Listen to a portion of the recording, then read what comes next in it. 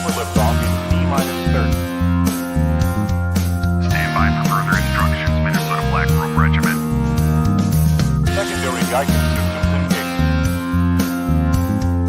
Minnesota Black Robe Regiment, it will be on my mark.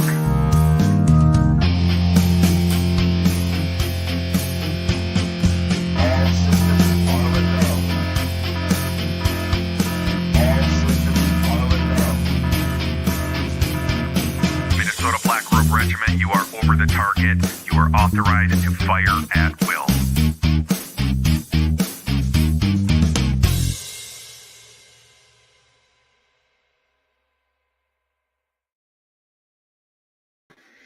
Hey, thanks for stopping by, Minnesota Black Robe Regiment. I am, as always, your humble. I don't know, that's probably not fair. No one ever accuses me of being humble. I am your host, TC. For those of you that might just be stopping by because you know who my guest is tonight, welcome to the channel. Probably not going to shock you with anything astounding if you've been listening to Rob for a while. And if you're new, and if you're not new and you're one of my regulars, I'm having a very interesting guest on tonight. He's Rob. He's the host of the Lone Gunman Podcast, and it is a podcast. I think it's probably one of the oldest podcasts I've ever run across. It goes back 9 or more years. I've been binging his show through my favorite podcast catcher, and when he started his first few episodes, he was recording them in his vehicle, and you could always tell too because there was like sounds of squirrels getting run over and small neighborhood children screaming for their lives as he was streaking down the road, not paying it. I'm kidding. He did not. That's not what happened. But he has greatly improved the quality of his program because he's been at it for a very long time. And so I had to jump ahead and listen to the last couple of weeks worth of episodes to see if he's all of a sudden committed himself to the idea that aliens assassinated John F. Kennedy. So far, he hasn't indicated that he believes that, but we shall find out. But the reason I'm having him on tonight is very little to do with just the assassination itself, but mostly because of the impact that things like the JFK assassination and all the intrigue and the mystery and the conspiracy that surrounds it have had on the modern republic. If you guys thought that Abraham Lincoln had a deleterious effect on the United States Republic, you wouldn't be wrong. It's true. He was maybe one of the worst presidents that's ever graced the United States. But the assassination of JFK set into motion some things that we're still dealing with today by way of the power of the FBI, the CIA, and other federal alphabet agencies. So you guys are going to enjoy this. I'm going to enjoy it. I don't care if you do. So my regulars, I really do this mostly for myself because I'm the only one that'll listen to me. But while you're at it, check out the merch. You guys would love these shot glasses, even if you don't drink. I got the coffee, too, and the beanies. And there again, even if you're in a southern state, you need a beanie. It gets your idea of cold in that neck of the woods, whatever that might be, to my friends down in Florida who feel like they have to put on sweatshirts when it's 50 degrees outside. That's shorts and t-shirt weather for me. So yeah, and head over to my Subscribe Star. I would love to have your support there. It helps keep the internet and electricity going. And boy, with the cost of everything these days, keeping the internet and electricity going is not an easy thing to do. So if you appreciate and value the program and all the series and the different content that I put out, head over there and throw me some support. And while you're at it, subscribe, comment, and share this out. Get us comments, especially if you're watching this afterwards. Comments in the video will drive us up in the algorithm. But we're going to do one thing before we bring Rob in, because I can do that because it's my show. Maybe it's my show. Nothing wants to run fast for me right now. But yeah, we are going to, for the sake of fun, we are going to go and we're going to find Rob's YouTube channel and we are going to subscribe because I just found out that he has a YouTube channel. I thought he was audio only. So here we go, folks. Rob's just sitting there. I'm only stretching this out because he turned the air conditioner off in his studio because he was afraid it was going to be loud. So now I'm just going to make him sweat. We're now, this is just to rub it in. Come on. I see. This is what I get for talking smack. Now everything's running really slow for me. And by the way, we're having some weather issues here, so bear with us, if you will. Holy cow! There we go. Sorta. Let's see now.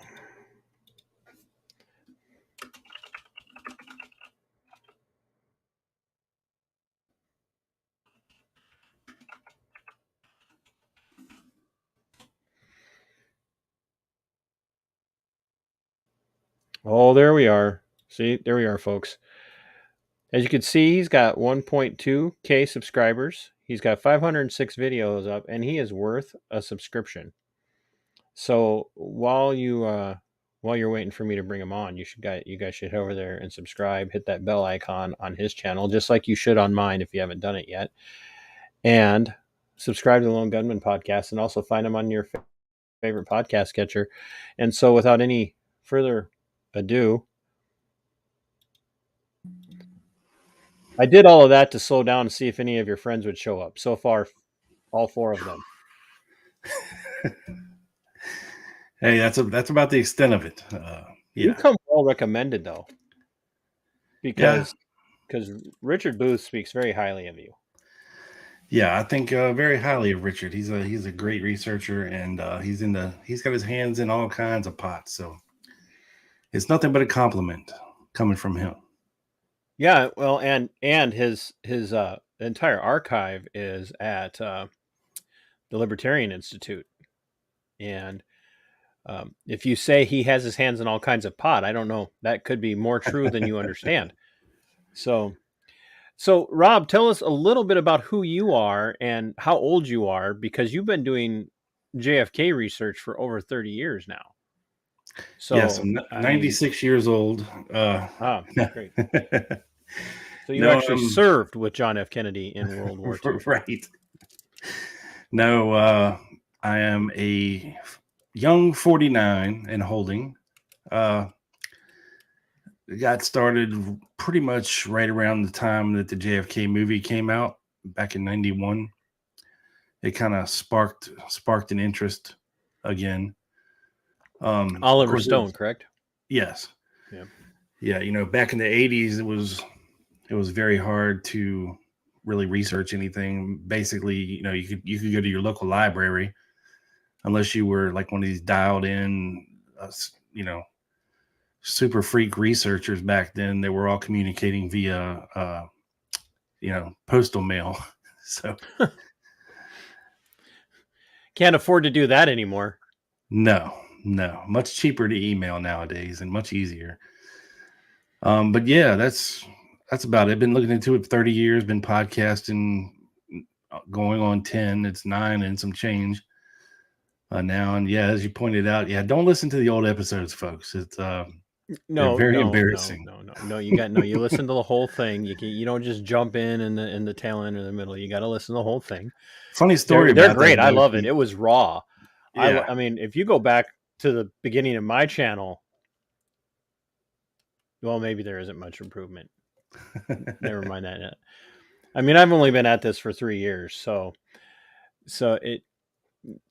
you started when podcasting was a thing, but it wasn't something that everybody was looking at doing. And with the surge in podcasting, especially over the last 3 years, because of that particular thing that we've been, that we're not allowed to mention by name here on the YouTubes, because if you say it at the wrong time, they'll demonetize you or ban your video. But a lot of people got into podcasting over the last few years. Some of them just because they didn't have anything to do, and others because they wanted to talk about why we should do everything that the state tells us we should do when it comes to a particular virus. And then there's idiots like me who sacrificed everything to talk about why we shouldn't do anything that the state tells us to do because, well, you can't trust the state, which ties in really well with a lot of your content. There is, as far as I know, you've never come to a conclusion as to who actually orchestrated the entire conspiracy around the assassination, but it wasn't Oswald by himself for sure, and he probably had absolutely nothing to do with it. Oh, I've solved the case like 30 times now, I think. That's probably about as many times as I've had people tell me that it was Bush. Yeah, that's a bad one. But yeah, when you're doing research and you're looking into different aspects of all this stuff, you come to different conclusions at different times, and then you come across something that would change your mind about what you thought before. So, if you're not an honest researcher, you have to stay open-minded. And, if you come across information that doesn't tie into your previous theory, then, you got to be able to evolve and be open enough to admit, I might have got this wrong, and that's a problem with a lot of the heck you say. You're supposed to admit you get things wrong. Oh yeah. Some people have a problem doing that, for sure. Well, I've never been wrong, so.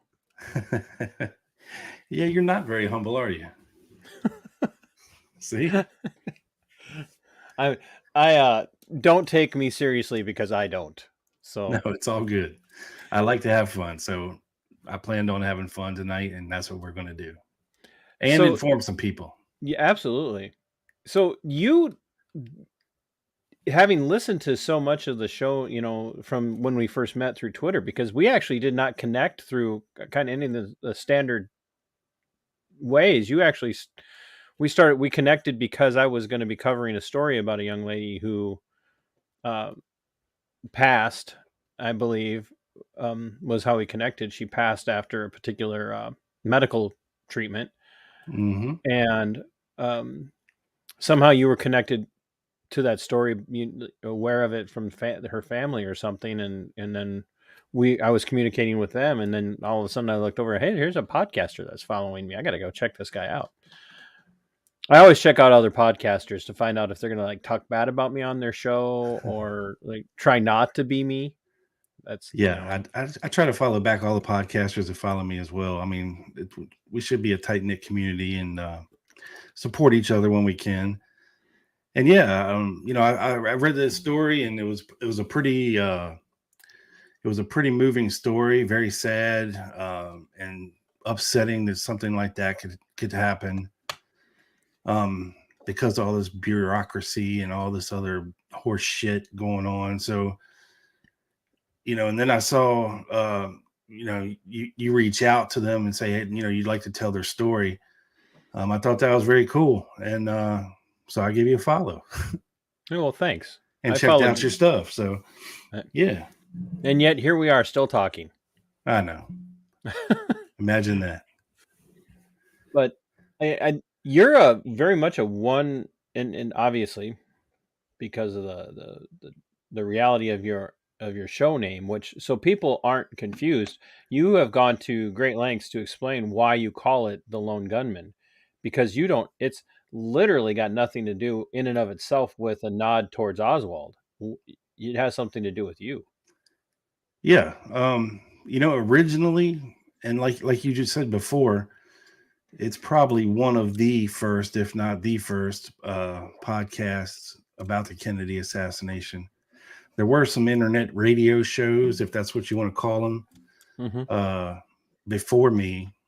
But as far as a podcast, literally named podcast, I met a buddy of mine, Doug Campbell, on Facebook, and we just clicked instantly.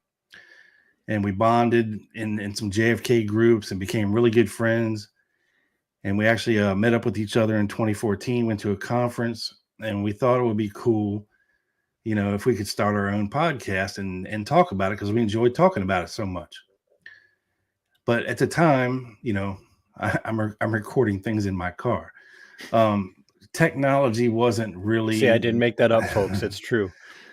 Yeah, technology wasn't really where it was needed to be for both of us to be able to do a show together. He lives in a really desolate area when it comes to having Wi-Fi and things like that. Oh, so Detroit. Yeah, middle Detroit. No, he lives in Deerfoot Holler in Tennessee, and it's pretty backwoodsy. You didn't have to say any of the rest of that. All you had to say was Deerfoot Holler. Yes. So, we said, all right, well, since we can't do it together, then I'll do one, you do one. And then when we can do it together, we'll do it together. So I started my show. He started his show within like a week of each other. And here we are, now you have a network. Later. Yeah. We got the Drop D Network. We got the Loose Moose Network. We've both done a couple other podcasts along the way that have come and gone to the wayside. But we started one together, I believe it was 4 years ago now, called Quick Hits. And we do it about once a month. And it's great. We have a great time on there. We keep it real light, laugh a lot, joke around a lot, but we still bring the thunder when it comes to research into the Kennedy assassination. So the launch for you into this realm, what some people would call, the conspiracy theorist realm, or I guess now we're truthers and whatever. If you ever want to actually talk about the truth of something, now you're a truther and a conspiracy theory nut and a tinfoil hat wearing psycho and all of that. But what really got you going was researching for a paper in high school, correct? Yeah. I had to do an essay on John F. Kennedy, and of course back then there wasn't much in the textbooks other than he was the 35th president and he was killed by Lee Harvey Oswald. So I read a couple books from the library, which sparked my interest a little bit. And then, like I said, that movie came out in 1991, and there's no looking back after that. I think when you take a look at the factual accuracy of the movie now, it leaves a lot to be desired, but the general theme of it definitely sparked an interest in a lot of people, and it spurned the JFK Act of 1992, which demanded the release of all the JFK-related documents that are held by the CIA and the FBI and all these other three-letter agencies. And they were all supposed to be released within 25 years, which was 2017. And here we are in 2023, and we still don't have them all yet. So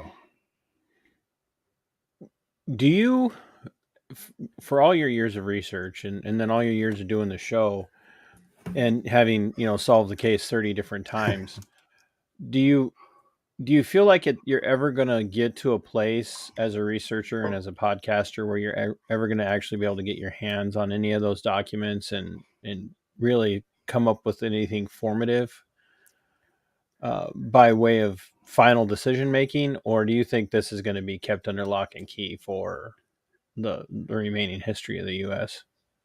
I think they'll come out eventually. There's a lawsuit happening right now. It's been happening since last year. There's a several group of researchers who are lawyers who are suing Joe Biden. They're suing NARA, which is the National Archives, to release the rest of the documents because, the provision was written in, to the JFK Act, that no more than 25 years that all documents need to be released. So they keep kicking the can down the road. Trump did it, Biden did it, and we've gotten a couple things, but some of it was just stuff that we already had that had been redacted. That's now unredacted.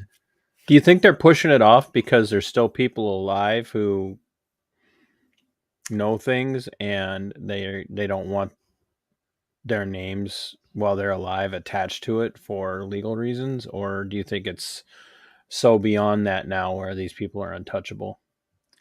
Yeah, I think pretty much anybody who had anything to do with this is dead. Of course, except for some material witnesses who are still alive, like Beale Frazier, like Ruth Payne, like Marina Oswald. They are still alive. But I think it's more what they say is to protect sources and methods, which doesn't make a lot of sense because, if they're still using the same sources and methods they used in 1963, and if they're still using them 60 years later, then we got a problem. Sources, yeah, but they still use the same methods. Yeah, the CIA is a funny thing because the FBI is even funnier. Yeah. It was back in the 1970s, and people were really looking into what the CIA was actually doing, because there were rumors coming out of the Kennedy assassination, both of them, about our dealings with Cuba and the mafia and our assassination teams and plans and this, that, and the other. And there was, a thought that maybe the CIA was getting out of hand and kind of doing whatever they wanted to do without any repercussions. So, you had the Church Committee in 1975 form up, and then they really took a hard look at some of the budgeting and what the CIA was actually doing, and what there really wasn't a lot of oversight back then. Not that there is now, but I was just going to say, I think maybe might actually be less. yeah. At least they had the balls to call them to the carpet in the 70s. You know what I mean? Yeah. And then all of a sudden they show this is a Zapruder film in 1975 on national television. And it really, really shocked people to the point where, people were demanding another investigation because what they saw on the Zapruder film did not look like a shot from the back. So that resulted in the House Select Committees on Assassinations. And that was another investigation into the Kennedy assassination and the Martin Luther King assassination. So that committee concluded that there was a probable conspiracy. And they also determined that there were 4 shots instead of 3. But they still did not exonerate Oswald. And they kind of implicated and hinted towards a mafia involvement. So a lot of people like to overlook that investigation and just pound the Warren Commission theory of a lone gunman and a magic bullet and all of this jazz. But to compare what the CIA was doing back in the 60s when it was trying to assassinate Castro and fight communism all over the world and whatever else they were doing, assassinating foreign leaders and trying to change the landscape of the world, really. I find it awfully funny that nowadays you really don't hear much about the CIA at all, or what they're doing at all, or what their budgets are at all. It's almost like they don't exist anymore. They're just an autonomous leg of the government that does whatever they want to do. They have an unlimited budget, but you never hear about them anymore unless something goes horribly freaking wrong somewhere and they can't escape a blame for it. But you just never hear about it anymore. What do you think the likelihood of some sort of collusion between the CIA and the FBI is in the assassination of Kennedy? Because having listened to your program and, and read some other stuff and watched some other things, whoever was responsible for orchestrating it clearly didn't do it alone. But if the FBI had done its job the way it should have done its job, it would have been solved within weeks. And Very true. Yeah. And so that to me goes beyond just a willful, or not willful, but just a random negligence. It's almost a willful hindrance of the pursuit of justice in this situation.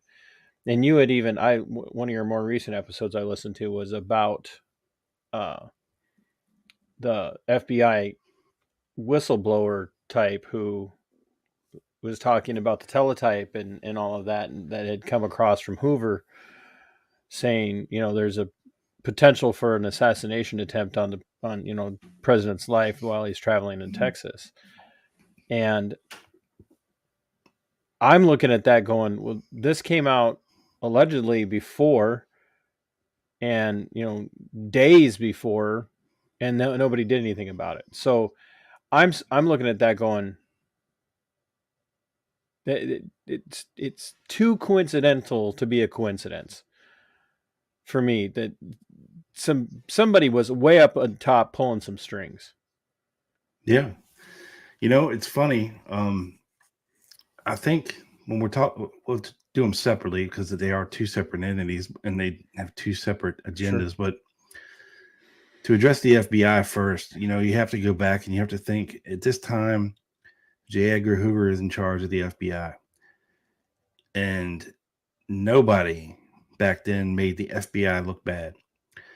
I actually came across some documents in which he chastised and punished a lot of probably 30 different FBI agents who were associated with the Oswald and Kennedy case for their lack of action, if you will. And it ran the gambit from being censured, which is basically being scolded, a verbal warning, to write-ups, to firings, to demotions, to pay cuts, to transfers. And it went from everybody from, James Hosty, who was just a local FBI agent assigned to Oswald, to his boss, Gordon Shanklin, the special agent in charge of the Dallas office, all the way up to the assistant to Hoover. And Clyde Tolson was his partner, but he did not escape censure for their role in supposedly dropping a lot of balls when it came to dealing with the assassination and how it dealt with Oswald before the assassination. But all that was never public knowledge, and they would never admit that in public. But looking at the CIA now, they were doing a lot of shady stuff back then that they did not want to get out and did not want to be made public, as far as trying to kill Castro using cutouts through the mafia, anti-Castro Cuban exiles, and all kinds of stuff. And it was basically a giant game of cover your ass between the FBI and the CIA, because so nothing's changed. Right. Nothing at all has changed. Oswald was a defector to Russia, right? In 1959 to 1961. Allegedly. Yeah. Those episodes where you covered that early on are very telling.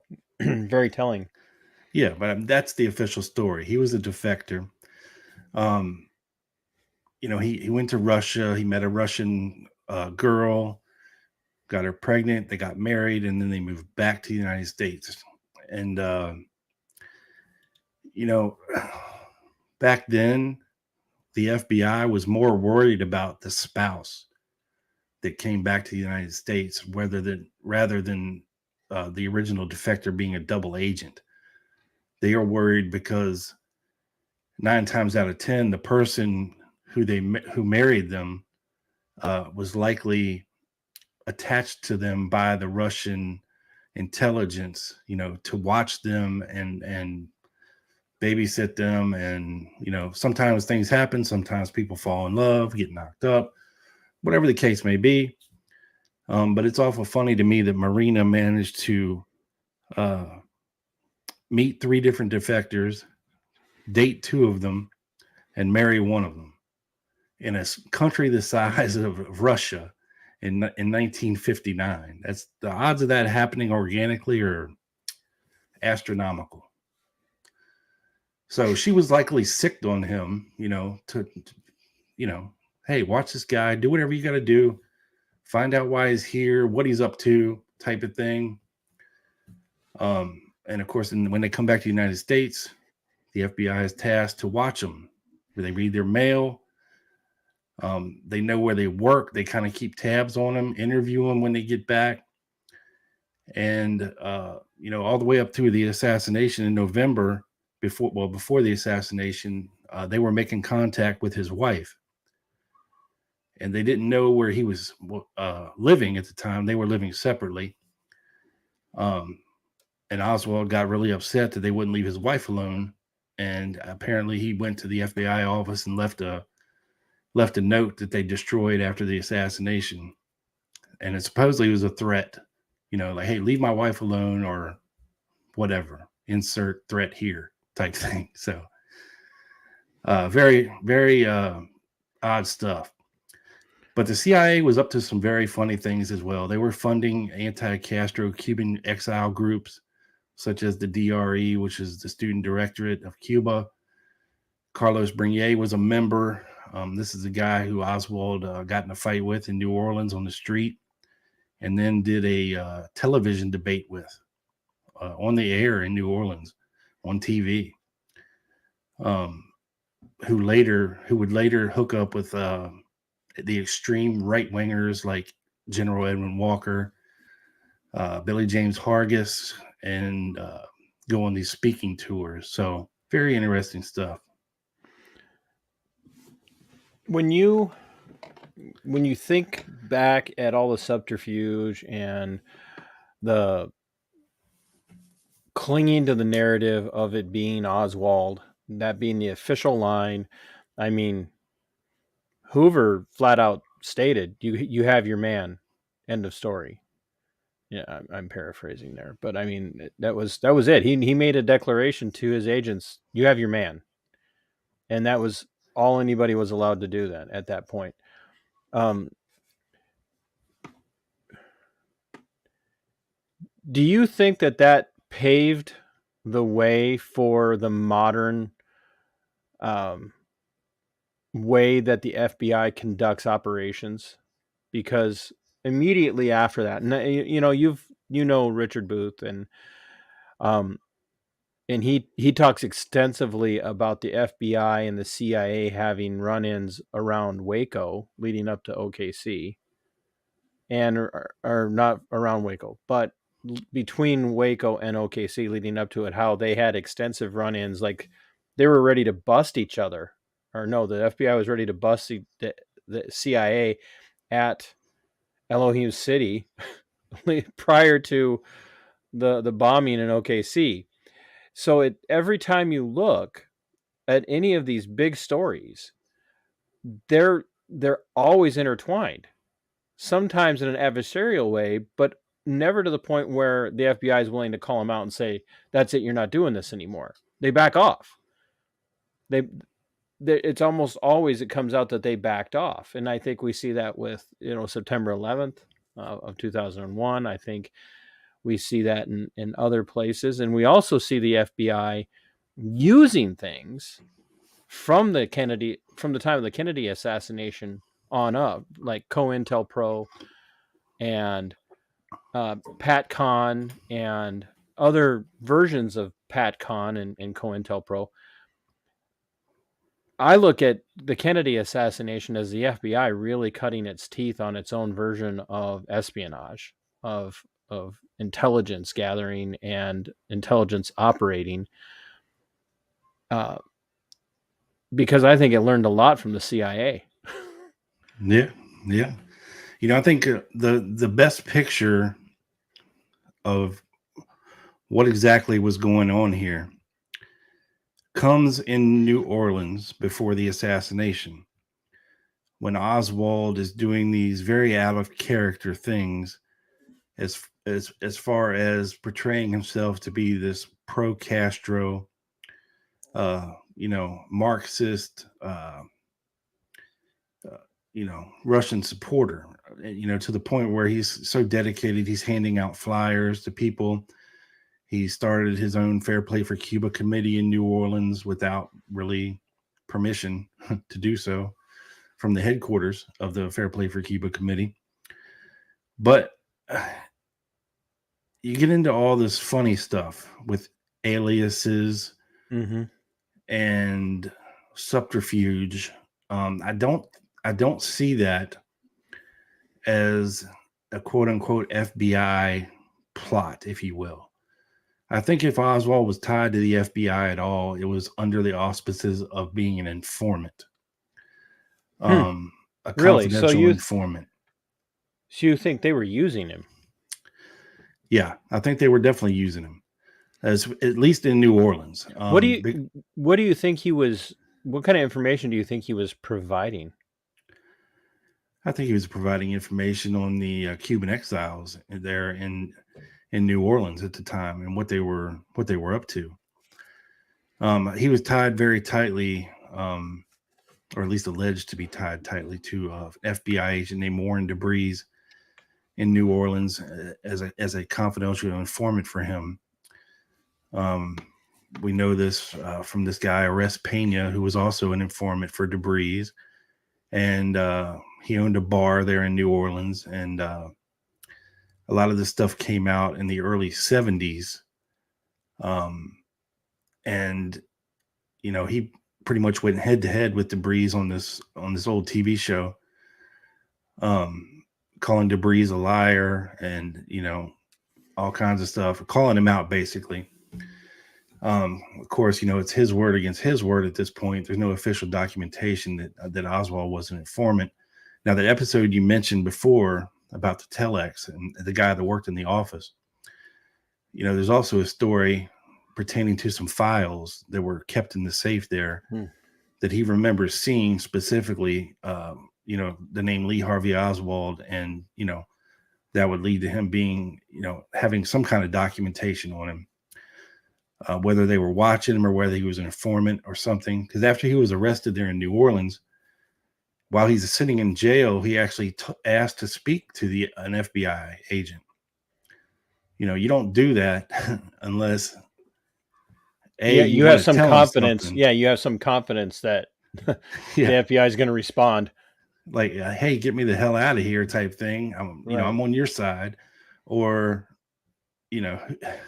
who knows? You just don't want to draw attention to yourself like that. But it seems like everything that Oswald was doing in New Orleans was to draw attention to himself. And what it looks more like to me was the Bannister operation. Guy Bannister was a private investigator there in New Orleans. He was a former FBI agent for 20 some years. He was one of the first X-Files investigators for the FBI, as a matter of fact, going after UFOs. Excuse me. And he was also the former special agent in charge of the Chicago office. So he was a pretty big deal. Friends with Hoover. But he kept a lot of files on people. And he would frequently use these younger guys to basically do odd jobs for him, run errands, hang up flyers at Tulane, hey, if you're interested in this, come to this meeting. And he would start these files on all these subversives and supposed commies. Now, who he was collecting this information for, I don't know. But, if he may have just been amassing it for personal reasons, as blackmail or what have you, who knows? But the interesting thing to me is this idea that the FBI was managing Oswald, because there's some speculation that Oswald was being managed more than likely as a CIA asset in Russia. Yeah, you think so he comes back and switches management from the CIA to the FBI. Well, it would seem to me that he didn't do what he was supposed to do in Russia, because very quickly his actions are very odd, from the time he stepped foot in the country. He threatened suicide to stay in the country. He slit his wrists to stay in the country. He made a big scene at the consulate there, but never surrendered his passport. But made these big claims like, I'm a former Marine. I have top secret radar information, and I'm going to tell the Russians, the Russians really didn't know what to make of this guy. So, they sicked this woman, Marina, on him. One of their, what do they call them? Was it red swallows? I don't know. There was a movie a couple years ago that kind of tells the tale of what these women did. They were basically honey traps. They would do whatever they had to do to get information from their mark. And, they set this guy up with an apartment in Minsk and wired it for sound. You know what I mean? Yeah. And basically kept tabs on this guy the whole time he's in Russia. They figured they didn't know what to make of him. They didn't use him for any intelligence. They didn't try to turn him. They did, he was basically useless there in the eyes of our government as far as information that he could possibly bring back. I think he stayed a little too long over there, but by the time he got back, we have no official documentation of any kind of CIA debriefing. Now we do from the FBI. We know the FBI talked to him when he got back extensively. Yeah, but not the CIA. But the CIA was running programs like these false defector programs to try to get somebody in behind the Iron Curtain, get eyes on things as how life really was in Russia. Where's the military installments? How's the government laid out? How did the police act? Things like that. So, this is, before internet, before satellites, imagery. They were flying U-2s up over there, but those things are so high, and the imagery you really didn't know what you were looking at. Yeah, you got some pictures, but you couldn't identify buildings on the ground like that. So you had to have these human assets. Exactly. And he was more than likely sent there. We don't know this. It's all speculation. Yes, but there were programs doing that. But there were programs where guys like him were sent over. He didn't produce, and then he gets handed off to the FBI, which was kind of normal. Like, so here's this guy that defected. And so, yeah, you're going to get run through the ringer, understandably. Yeah, I mean, considering the escalation of hostilities, between the U.S. and the Soviet Union. But the FBI kind of takes over managing him. He gets so comfortable with that he calls out for their help when he gets arrested for the assault. But you think that he was probably an asset watching Cuban expats in New Orleans and whatnot. But what was the FBI's interest in watching these expats when these guys were anti-Castro people? Right, but why were they so adamant about watching these anti-Castro people? They were like, those were the people we wanted on our side. Yeah, but they also wanted to know what they're doing. And the CIA had a lot of people in the Cuban exile community, but not the FBI. So, there was a lot of things going on back then. There was training camps out in the swamps on these big plantations that people owned. These secret guerrilla camps where they were training these anti-Castro Cuban exiles to fight. And there were bunkers, armories being broken into, explosives being stolen, guns being stolen and used for these Cuban exile exercises. And, you kind of want to know what's going on and when and if they decide that they're going to strike again. Type of thing. So, it makes sense that the FBI, would want to know this. And, back then the FBI and the CIA weren't really sharing a lot of information. What? Shock. I mean, back then you had, Richard Helms in charge, who was, an asshole. And you had Hoover in charge of the FBI, who thought his shit didn't stink. So, you have these two giant entities who thought they were just so great that they really didn't need each other. The CIA is supposed to operate outside the United States. The FBI is supposed to operate inside the United States. And that's the way it was supposed to be. They weren't supposed to coexist in any form or fashion. In a cooperative way, yeah. Right. And so here you have the CIA setting up training camps in the U.S. for Cuban expats, orchestrating the eventual Bay of Pigs fiasco. And they were wanting to go again. In wanting to go again. Yeah. And the military's on board with this.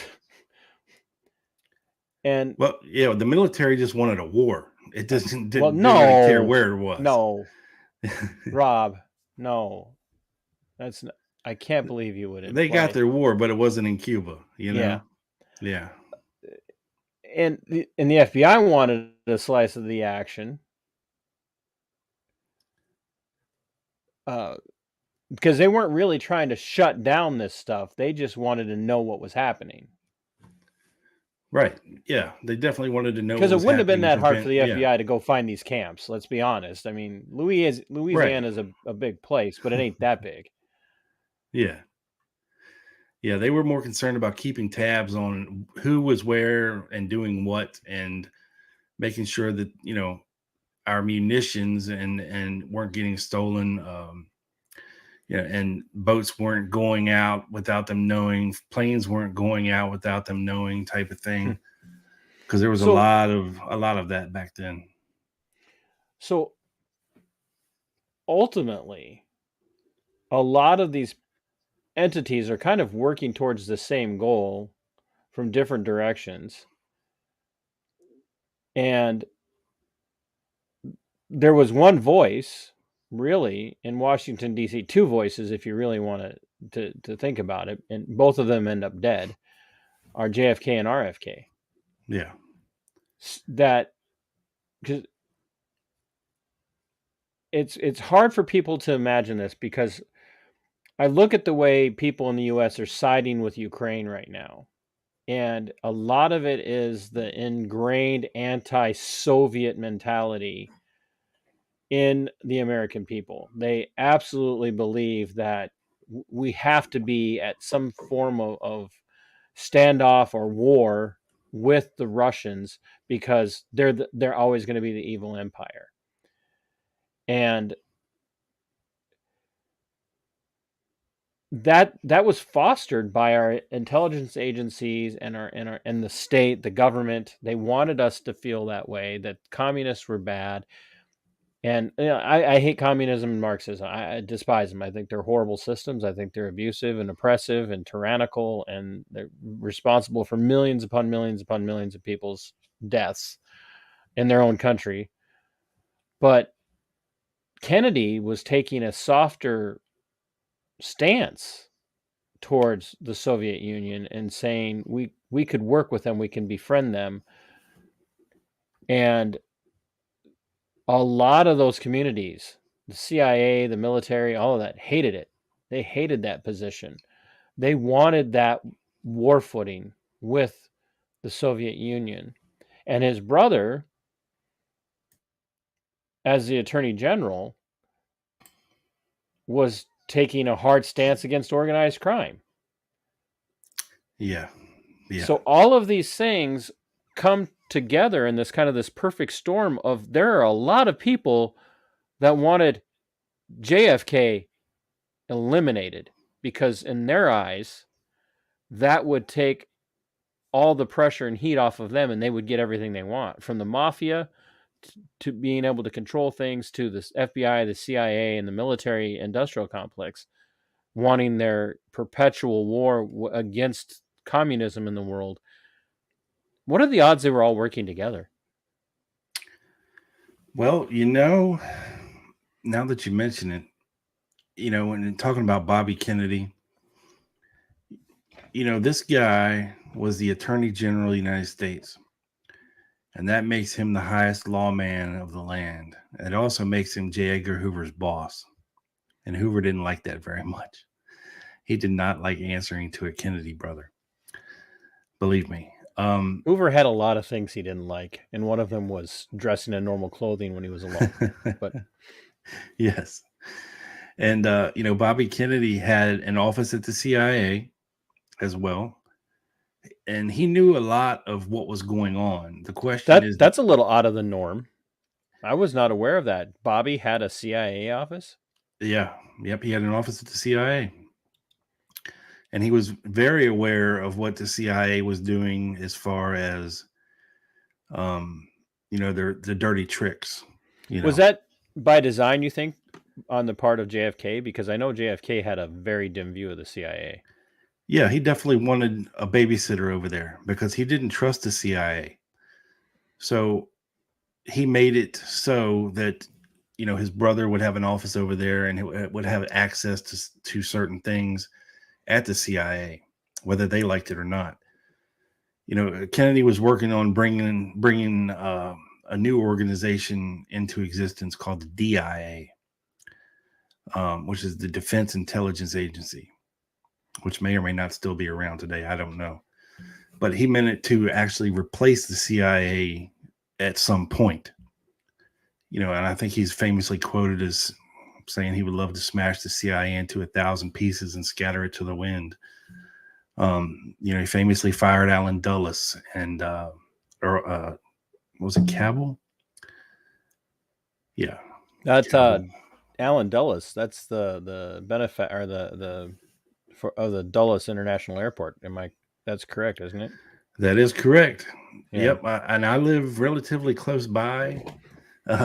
I'm about an hour from Dulles Airport, and it's for somebody like me, it's so ironic to go to that area, which is called Sterling, Virginia, but everything there is Dulles this, Dulles that. You have a mall, Dulles Town Center. Everything is Dulles. They idolize the man. Yes, they idolize him. He's named after all kinds of stuff down there. But Kennedy got rid of him. Yes, Kennedy fired him because of the Bay of Pigs thing. Because he was operating as a wild card. No oversight. He was doing whatever he wanted to do, and exactly. Yeah, Kennedy was not very fond of that. They kind of felt betrayed. Well, it's kind of his job as the president. Right. Yeah. But see, they were pissed at him because he wouldn't provide air support during the Bay of Pigs. Right, because the only way there would be air support, there was no CIA Air Force, right, or naval or naval fleet that would allow for carrier support. So they had to get it from that authorization from Kennedy, and he said, "Hell no." Yeah, these exiles they had going into Cuba during the Bay of Pigs, they just screwed the pooch, man. They screwed it up. Castro knew they were coming, and it was a freaking slaughter. And a lot of these anti-Castro Cuban exiles were pissed at Kennedy for not doing anything. But had Kennedy done something at the time, you still had a Russian presence in Cuba, and you could possibly start World War III. That would have been seen as an intentional provocation of a Russian ally, of a Soviet ally, who we forced Cuba into the hands of the Soviet Union because we cut them off. We barely just lifted, I think, not even all the sanctions still. But everybody was all about Castro coming into power and overthrowing Batista, and until he turned communist. He was coming here in the late 50s and hanging out with movie stars and visiting all the important politicians and going to New York and fathering what's his name up there in Canada? Justin Trudeau. I was trying not to say his name. Oh, sorry. No. Justin Castro. But yeah, I mean, he was a darling, and we had a lot of It was kind of like Las Vegas is now. Back then, it was Cuba. Yeah, I mean, Havana was the place to a go. huge thing. Yeah, There was lots of gambling, lots of there women, are lots of movies made in debauchery. Havana. Yeah. So, but all So that he went was away. Yeah. so what a surprise! The United States is all on board with overthrowing somebody in Cuba and supporting the person's overthrowing them, and then miraculously turns on the person that they supported when they overthrew the person that they wanted. Folks, this has been going on for a long time.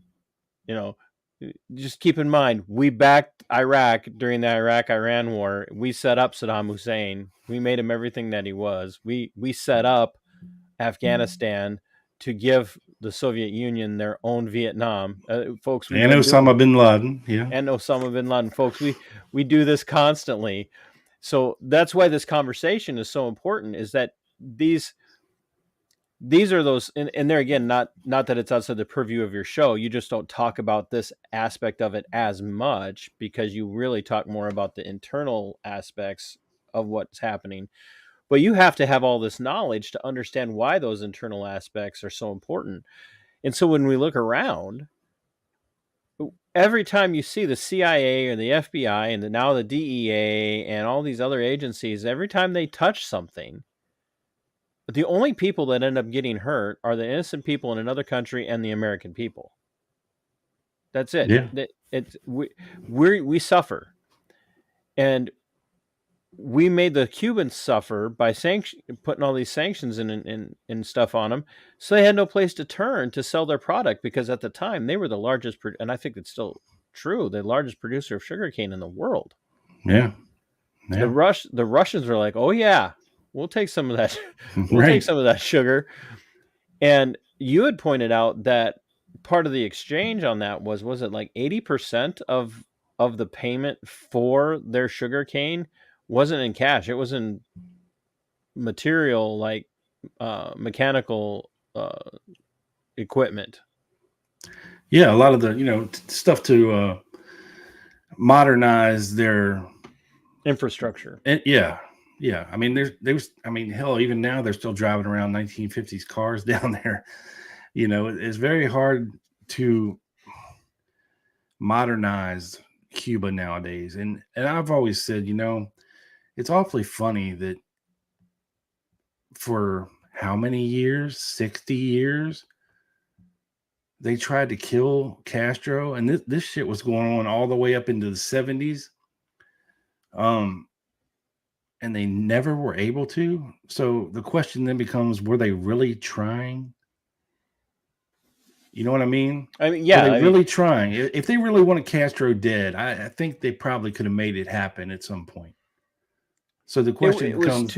we needed the threat of that communist regime in the Western Hemisphere to justify our fight against communism everywhere in the world. Because if we eliminated that communist regime in the Western Hemisphere, then we were safe. We didn't have to worry about it. There would have been no Venezuela. There would have been, but we had to have the boogeyman of the communist regimes. And there again, I despise communism. And once the Russians pulled out of Cuba, then you just have this loudmouth yapping down there in Cuba, and nobody really cares. Nobody can go there. Nobody can buy anything from Cuba. Right. And it's just forgotten about for all these years, up until recently. Finally Castro passed away, and I don't even know if his brother's still in charge or if he's passed away. I have no idea, or who's even running Cuba now. So, but it's awfully weird. We've had Guantanamo Bay military base on Cuba all these years, but you've been trying to kill Castro. But then how do we have a military base, a jail, a prison, a black site on the island of Cuba? How is that possible? That we're enemies with. Right. I mean, come on now. That's what makes me think, were we really enemies? Were we really trying to? Yeah. Right.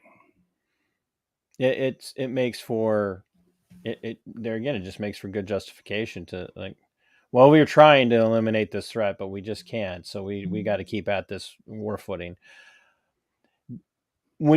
As you're researching and you're looking at the story of JFK, and then ultimately, because it bleeds into RFK, obviously, Probably a bad choice of words there. But, these stories bleed in together. It's not a coincidence that RFK was assassinated as well.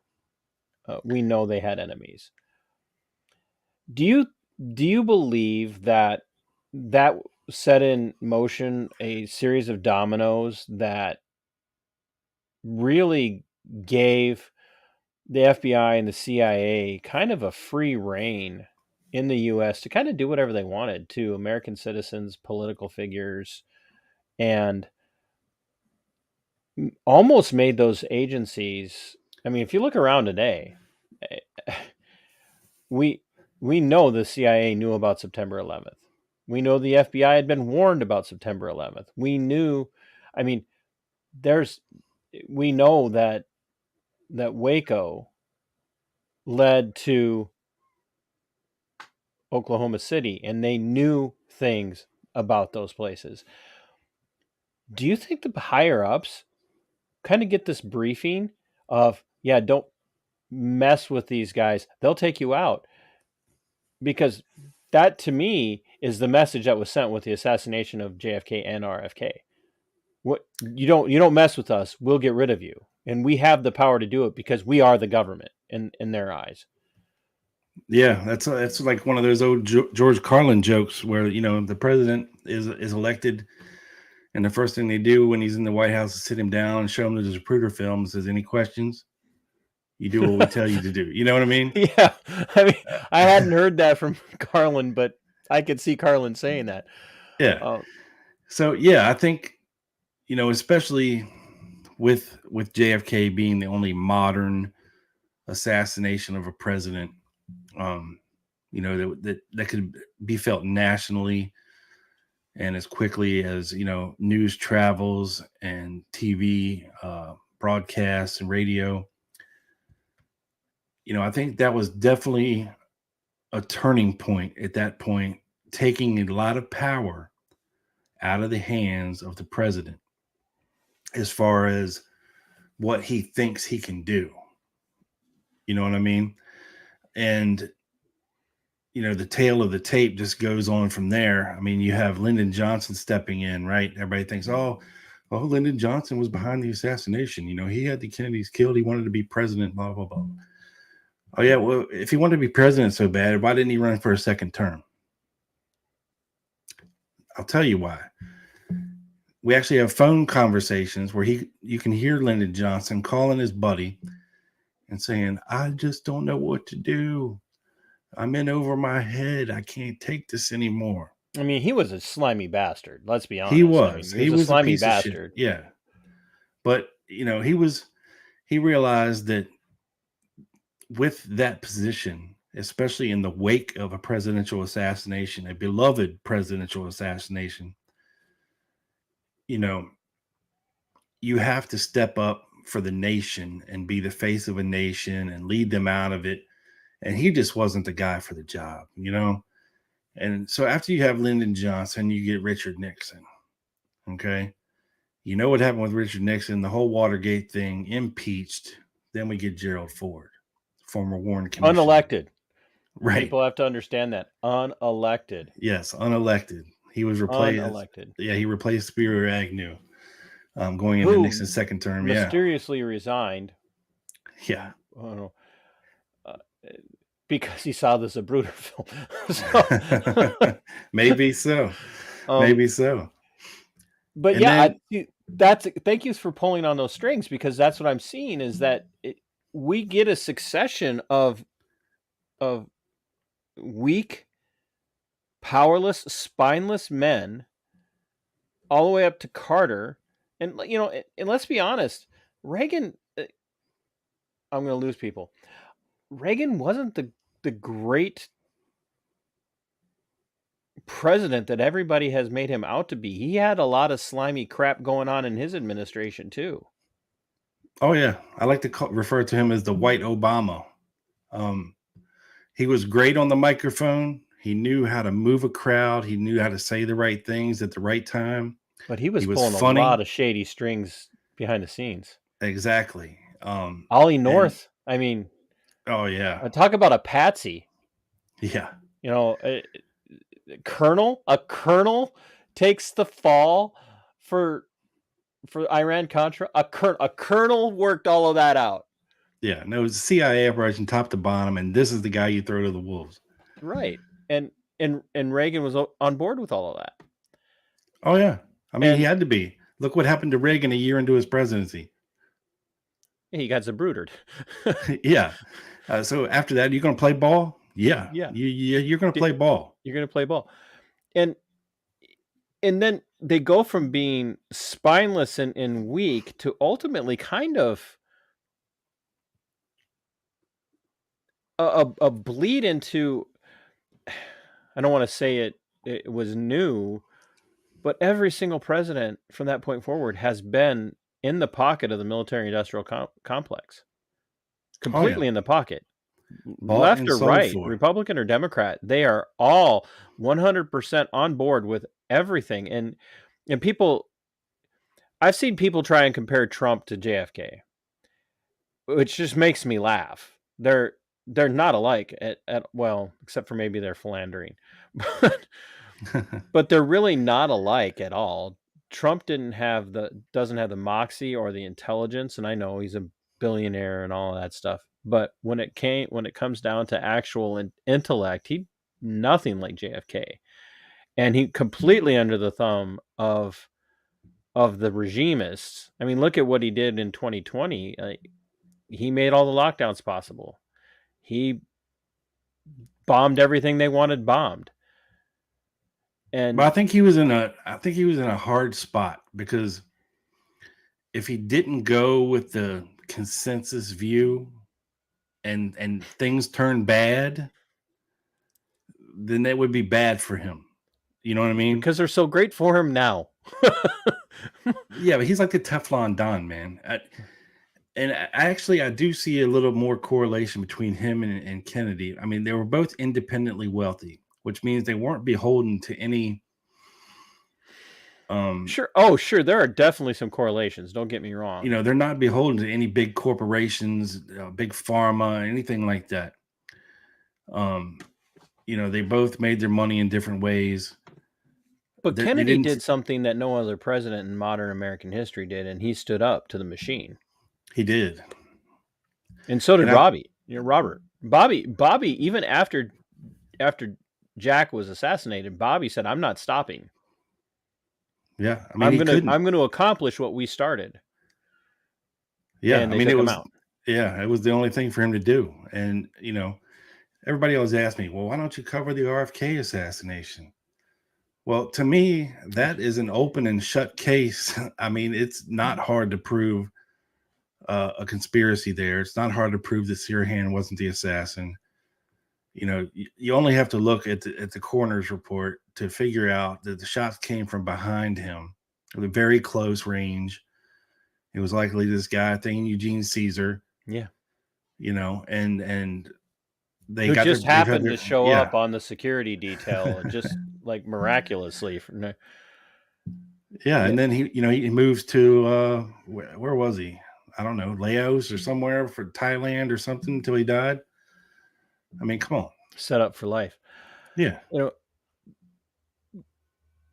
know, this is why I wanted to talk to you, especially after I started listening to your stuff, because what I'm seeing are I love weak federal government. I think it should all be weak. A weak Senate, a weak House of Representatives, a weak executive branch, and a weak court. I want them all to be weak and powerless. The problem is the president, the executive branch really is incredibly weak. We see what's happening to former President Trump right now, with the Justice Department going after him allegedly at the behest of the Biden administration. I think they'd be going after him regardless. But we see this. But I mean, like, really, would you have looked at JFK and thought that with him as president, we would ever have someone like a Biden as president? There's no way. There's no way. He's the biggest joke of a president that I've ever seen in my life. Yet, you know, the mainstream media loves to put this guy on a pedestal, and I don't know why. I mean, the guy's old, senile. He shits his pants. He doesn't know where he is half the time. He says ridiculous things. And this is our leader of the free world. This is what you're putting out there as the great American president. I mean, it's a joke. Exactly. And this is what we've gotten now because our presidents have been weakened. And instead of all of the three branches being weakened equally, we actually have this shadow of control that comes at us through the FBI, through the CIA, and some of these other agencies that really are running things. And I don't say that in a conspiratorial, like, lizard people way, but they really do. I mean, look at, Trump is like, oh, we're going to withdraw the troops from Syria. We're not going to be involved there. And the military industrial complex says, okay, Mr. President, and they kept all the troops there. That wouldn't have happened under a Kennedy. No. Kennedy would have been like, no, look, Bay of Pigs. No, you can't have air support. Who the hell do you think you are invading Cuba in the first place? No, I'm not going to give you air support. Oh, okay, well, we'll kill you. Yeah. I mean, it was a setup from the get-go. I mean, they never let up on Trump from the day he was even before he was inaugurated, but they never, every time you turn the news on any day during his presidency, it was Trump did this, Trump did that, he's horrible. And then, ever since Biden's been elected, it's, oh, how great he's doing and this, that, and the other. You never hear anything bad about Joe Biden, and that's not even getting into all the other allegations about Joe Biden and Hunter Biden and all the creepy crap that whole family's in. I mean, they find cocaine in the freaking White House.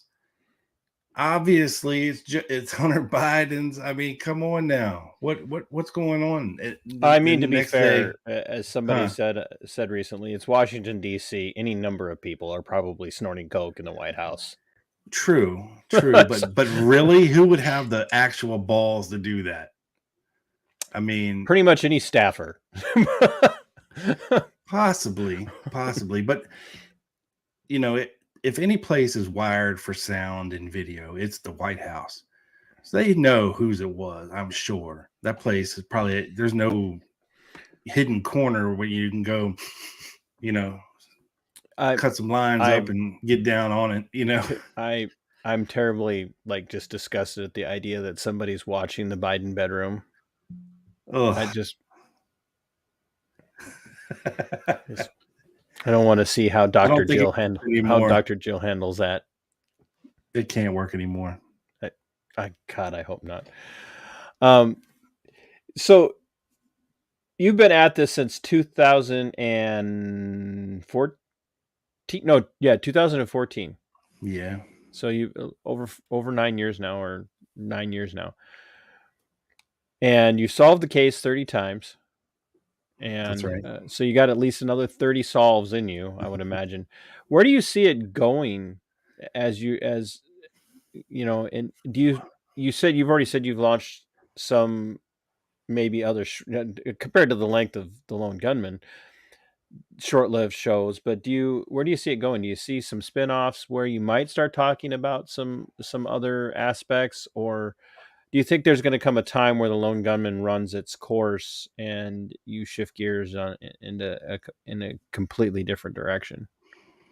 Yeah, I've never thought it would be going this long, to be honest with you. And I've run into some burnout along the way where you just get tired of living and breathing JFK all day, every day, because podcasting is not an easy thing. And, it takes a little dedication. What the people don't see is all of the research being done behind the scenes, all of the reading done behind the scenes, all of the collating of data done behind the scenes. You never look at anything in the news ever the same way again. Oh no, I can spot a false flag a mile away now. It's crazy. So people are always wanting, hey, you should talk about this. Hey, have you seen this? What are your thoughts on that? And I'm like, thanks. Yeah. And I'm not even famous. So. Well, you have a little bit more of an open format to kind of branch out into things. I've pretty much pinholed myself into a corner Which might actually niche. be a blessing. Yeah, I mean, look, I've done 240 some shows now, and I'm always learning something new. I'm always finding new things out constantly. And there's been people before me who have researched this thing for 60 years. I'm in contact with a couple first generation researchers who started in the mid 60s, and they're still dedicated. There's people that have went to their graves doing this and never finding out the truth. Big names. So do I You made see- enemies too. Yeah, a few along the way. And you've coined a phrase that I find incredibly compelling, the lone nutters. Yes. Well, I didn't coin that phrase. That's been around. I can't take credit for that one, but you're the first person I've ever heard use it. So I was going to give you, I was going to give you credit. There's two sides. You have the conspiracy theorists and you have the lone nutters, which are actually, in my mind, far more conspiracy quacks.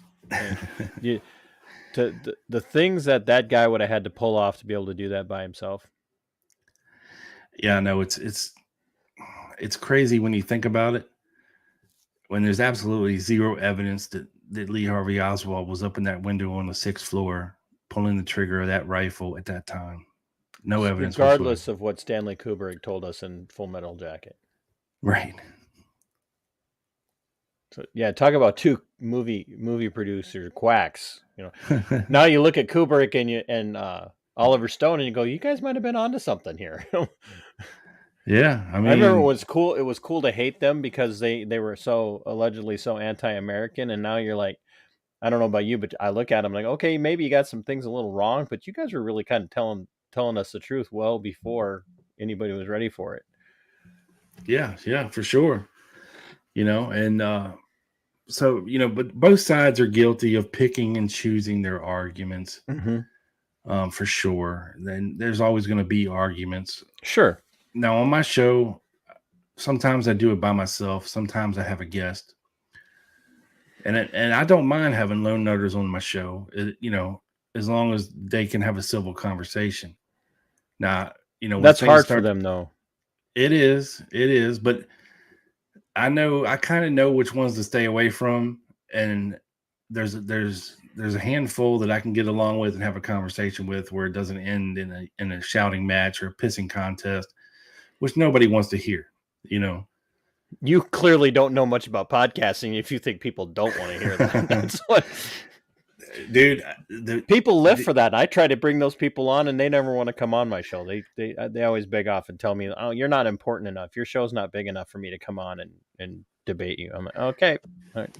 The only video podcast that I ever did was Between the Sons of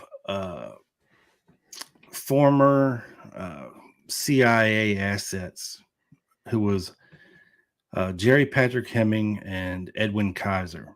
And I had their sons, Philippe and Scott, on my show.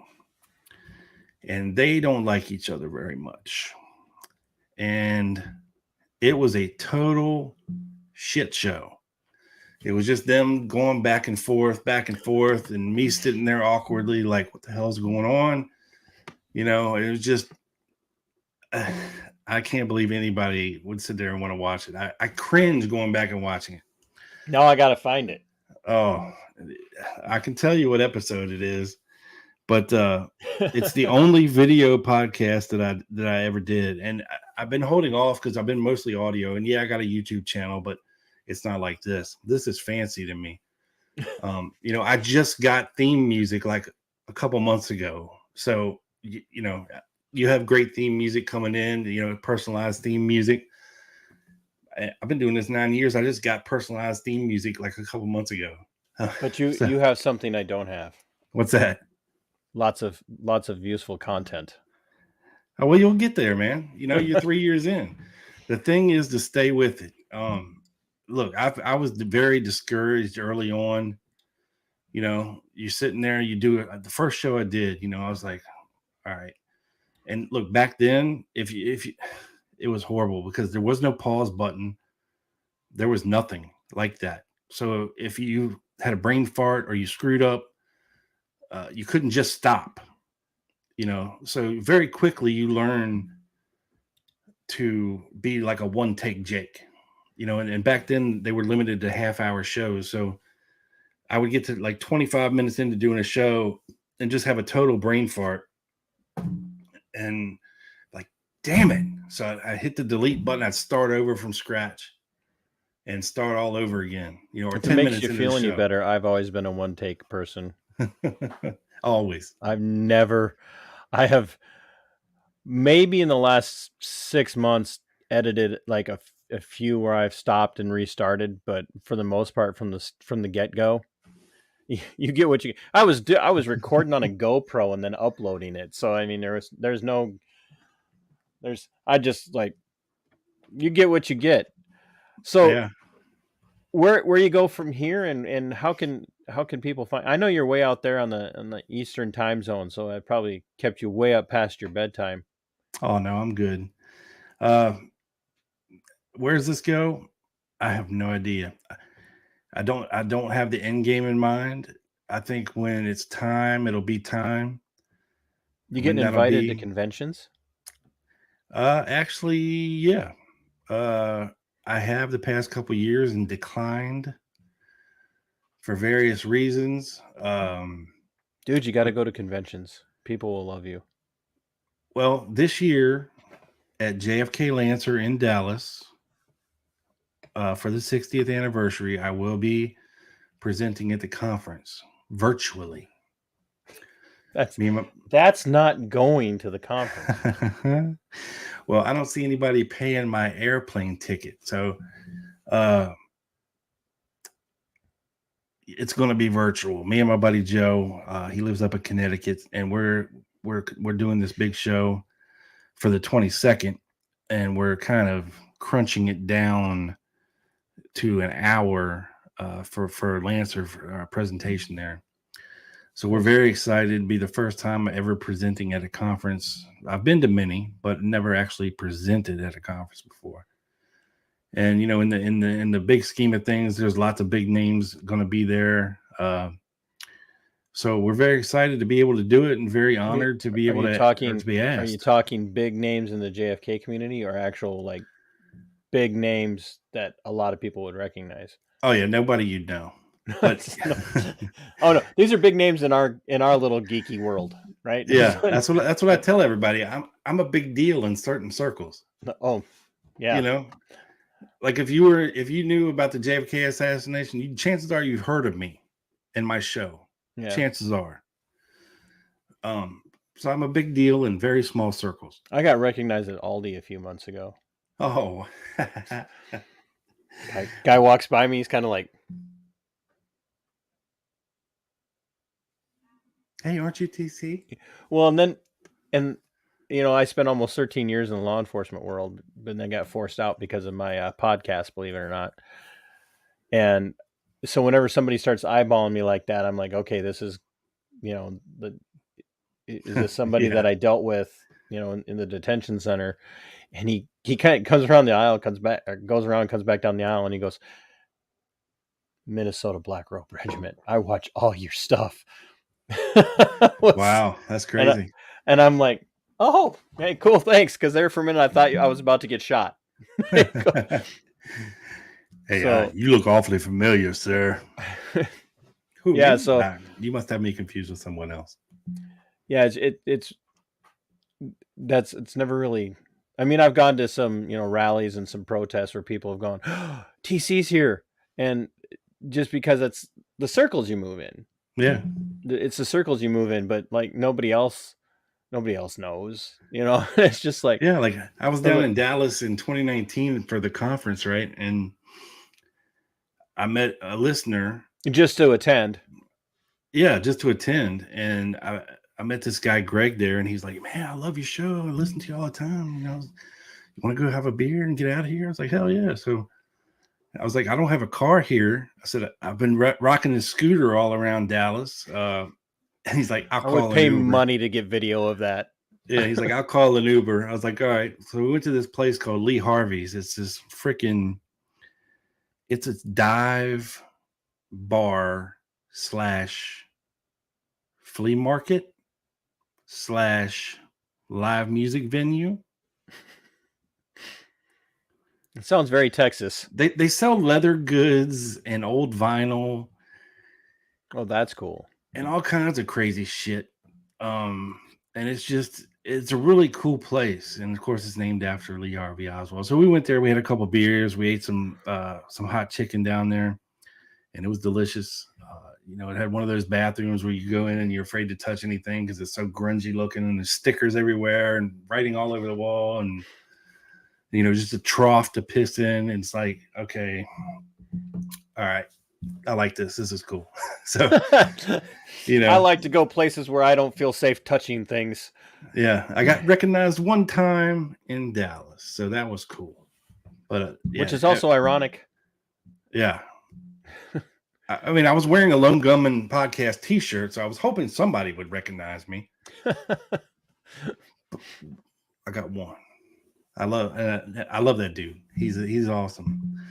But yeah, as far as the show goes, it's over when it's over, and I've got no plans to stop anytime soon. You got kids that are going to take over for you when you retire?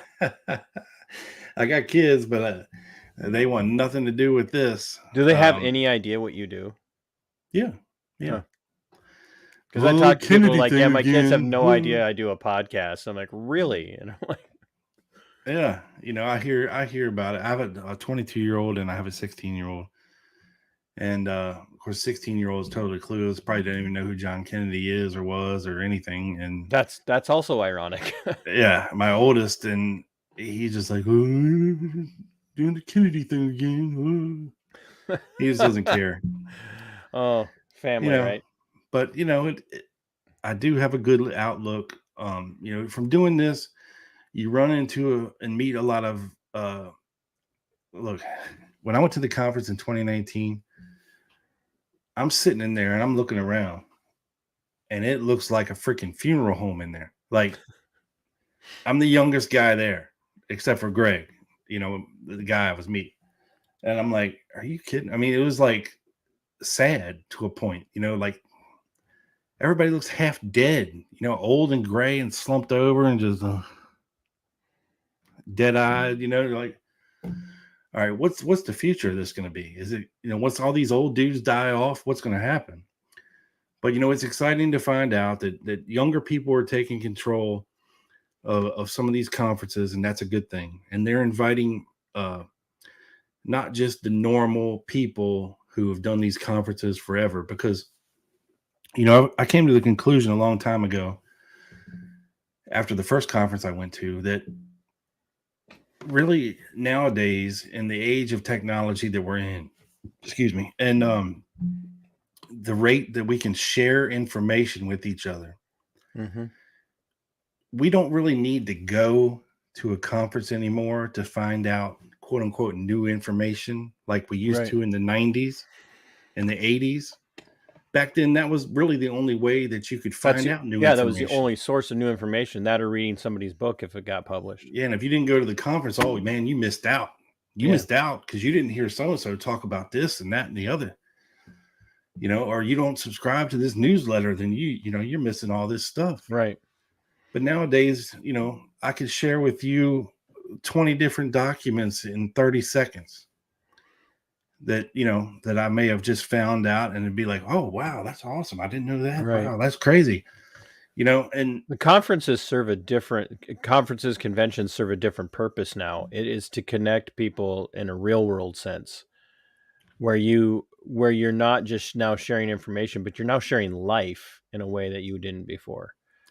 Yeah, I always said, or do away with all the presentations. Just rent a hotel out and just set up tables and open bar food, and just have people sit down and be able to talk to each other with other like-minded individuals. Yes. Who rarely ever get a chance to talk about this shit to anybody else, let alone their loved ones or Right. friends. Right. Because that was one of the things that spurred me to do the podcast, is because, okay, at that point in my life, I had 2 younger kids. Nobody wanted to talk to you about the JFK assassination. Yeah, all my friends are dead, like what am I doing? So I'm meeting people in Facebook groups that are like-minded, because you can't call your friend up and talk about this, or, my parents didn't want to hear about that. My kids didn't want to hear about it. My girl at the time didn't want to hear about it. So what are you going to do? I mean, I needed an outlet, so I created one. Right. And maybe, which is actually the impetus for every podcast. I needed an outlet because no one will listen to me. Right. And no one listened at first. I mean, I was giddy when, you would get 25 listens on like the first episode. I was through the moon. I was like, really? 25 people are listening to this? Like, what the hell? I wish I could meet them all. And then you start doing 2, 3, 4, 5, 6, 10 episodes, and you see your numbers start steadily going up, and you're like, now 100 people are listening. Oh, I have 100 downloads, and then you have 1,000 downloads, and then it's like I intentionally stay off downloads. I intentionally stay off my my YouTube analytics so I don't get depressed. Well, I got upset because when I first got on Spreaker, they included YouTube analytics as part of their analytics. They included YouTube downloads as part of their analytics, and then they stopped a couple years ago for whatever reason. So now every time you listen to me on YouTube, it doesn't help me through on Spreaker. So I have to track that in a different way. You know what I mean? Yeah. I can see the views and all that, and I've got the YouTube, whatever it is app, that tells you the more statistics of, how many people watch and how many minutes they watch, whatever.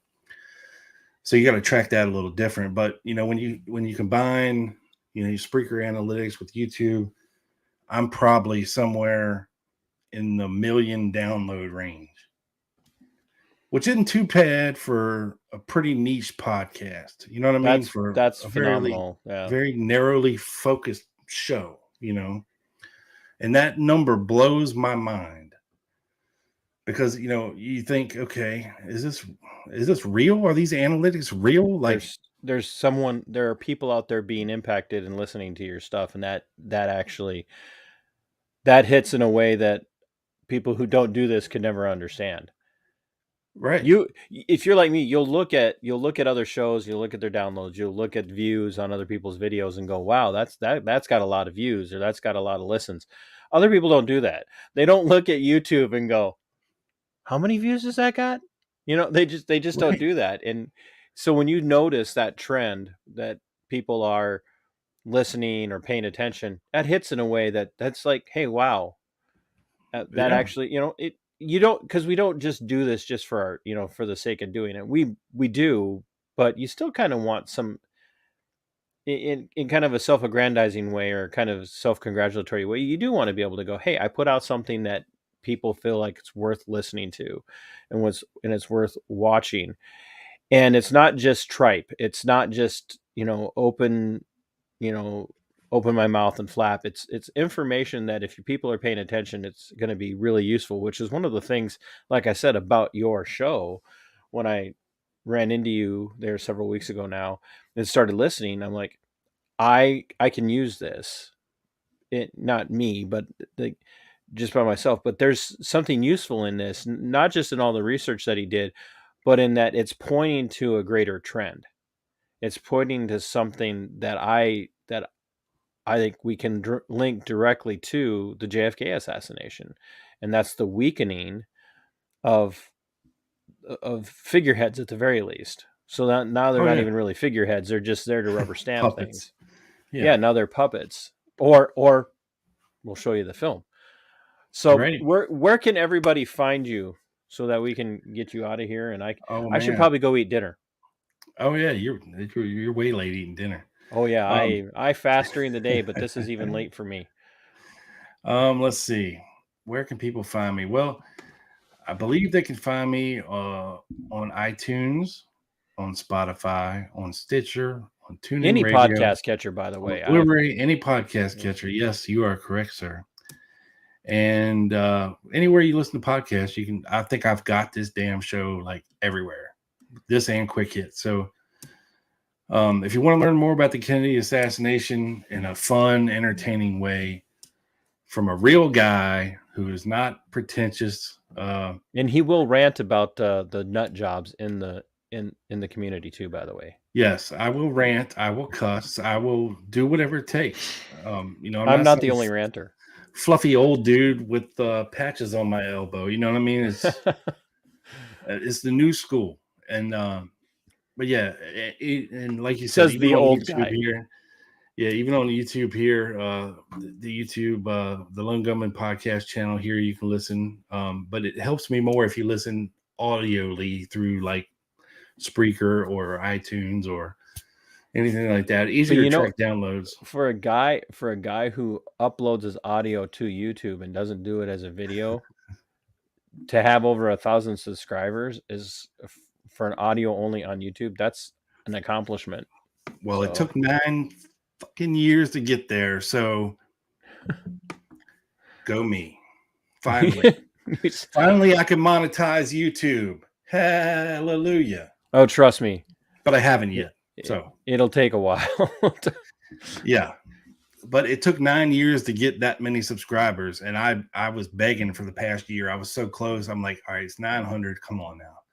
I beg him. Hey, head over to YouTube and just hit subscribe. You beg everybody, hey, leave a review, share the show. Hey, make sure you hit a YouTube, make sure you hit that follow button, ring the bell, subscribe, whatever. Follow on Twitter at the Lone Gunman 7, on TikTok at the Lone Gunman 7, on Instagram at the Lone Gunman 7, Facebook page, the Lone Gunman Facebook page, on YouTube, the Lone Gunman Podcast. And of course, look for Quick Hits, a JFK assassination news and notes podcast as well that I do with my buddy Doug. Yeah. And you like your your sauce and your women hot but edible is that actually comes from a Quick Hit show from your sponsor. Yes, but it spurns its origins from a Quick Hits episode that we did about a fellow by the name of Dago that I did an impression of, who was apparently friendly with Jack Ruby, who was telling whoever was interviewing him about Jack Ruby's sexual appetite. He would just eat them and stuff. He didn't like to have sex with them, but he would just eat them and stuff. So boy, that really brings new meaning to your ad spots on your show. So. That's episode 14 of Quick Hits. So make sure you go listen to that. You will die laughing. So and I didn't even plan that, TC. I was just free reading this ad, and I was like, I said, Big Bad Bob loves his hot sauce like he loves his women, just not so hot that you can't eat them, And I kind of chuckled to myself, and I was like, that'll work. Well, Rob, I really appreciate your time, and if you ever got any breaking news or something you want to share, you reach out and let me know. Absolutely. I appreciate the invite, and you've been a gracious host, and thank you very much for having me. I hope that it was worth your time. Dude, it's always worth my time. Well, tell your friends and followers to head over here and watch this. I was blessed on my way up with a helping hand, and I'm more than willing to extend my hand to others as well. And I appreciate that. Get their exposure out there. I'll share the hell out of this show, and thanks. Hopefully blast your numbers through the roof. That would be amazing, because everything helps in the algorithm. But you get out of here, go do whatever it is. I'm gonna turn this air conditioner back on. Go turn that air conditioner back on. My titties are starting to sweat. I'm trying to get rid of mine, so that's good. Hey, I was 300 pounds 5 years ago, bro. Really? Yeah. What's the secret? Keto, intermittent fasting, and I walk my ass off at night after work. So basically no sugar, real low carbs. Can't eat Like- shit. Oh no, I actually I get to eat a lot of stuff that I love actually. What's your intermittent fasting hours? Or do you change them? I here, boy, everybody's gonna be loving this part of the show. I drink a Premier Protein in the morning before work. So about 6:30, and then I don't eat again until after 7:30, 8 o'clock, pretty much every day. Like 12. I not carb up. I tank up on proteins and stuff when I do eat. So, and I take in about 35 to 35 to 40 grams of carbs. So right now I get that by way of Michelob Ultra low carb. Well, that's awesome. Congratulations on your weight loss. Dude. Oh, well. It's hard to do, and I'm fighting the battle it was- myself.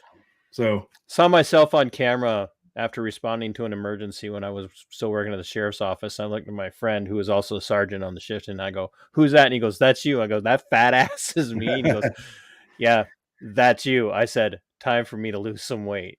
yeah, And I he got a goes- face for podcasting. You're very lucky I'm doing this video.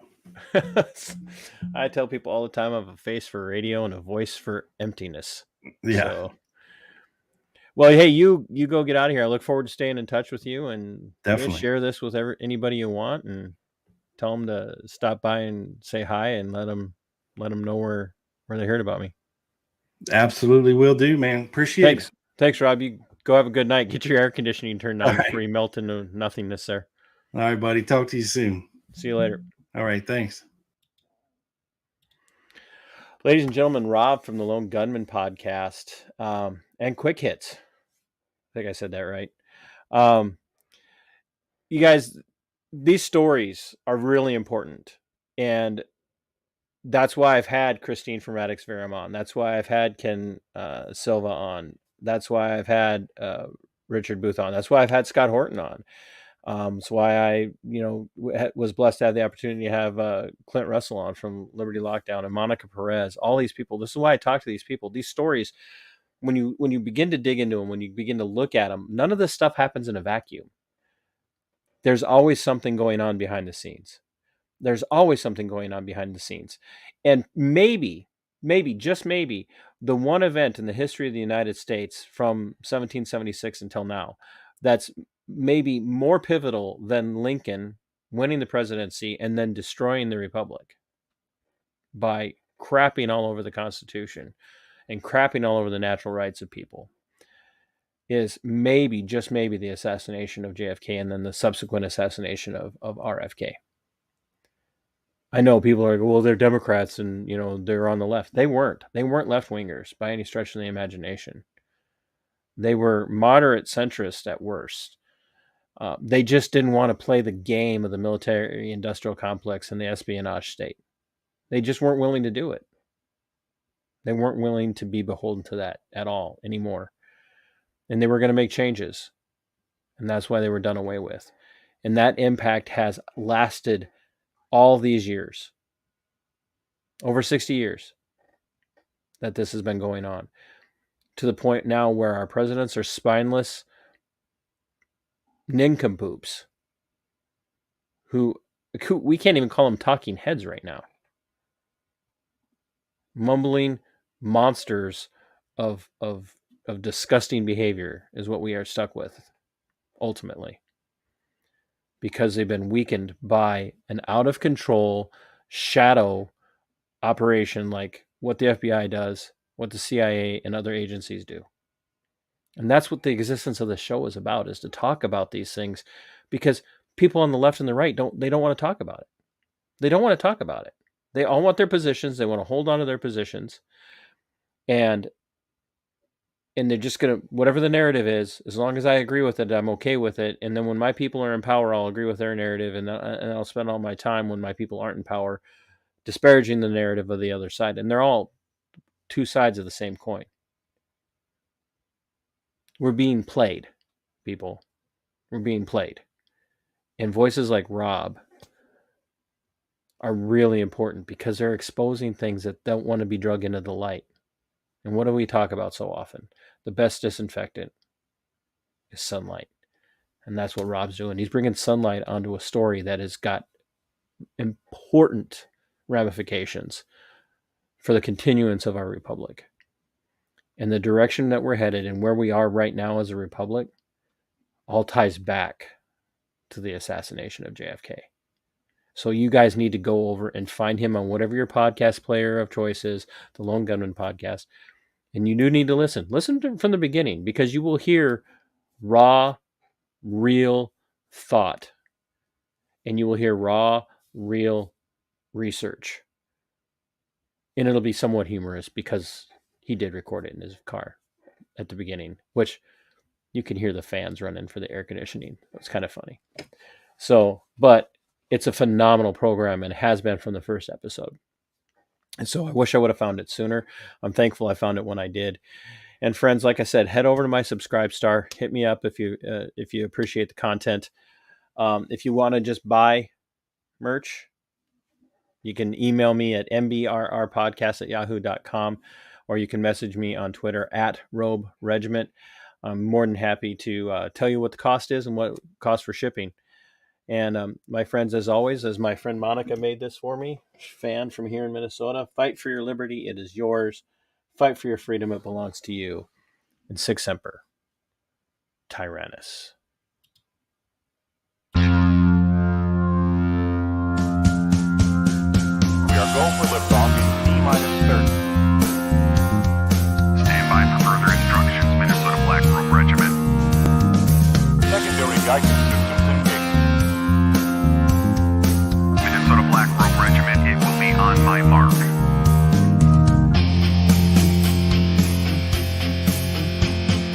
All systems are a go.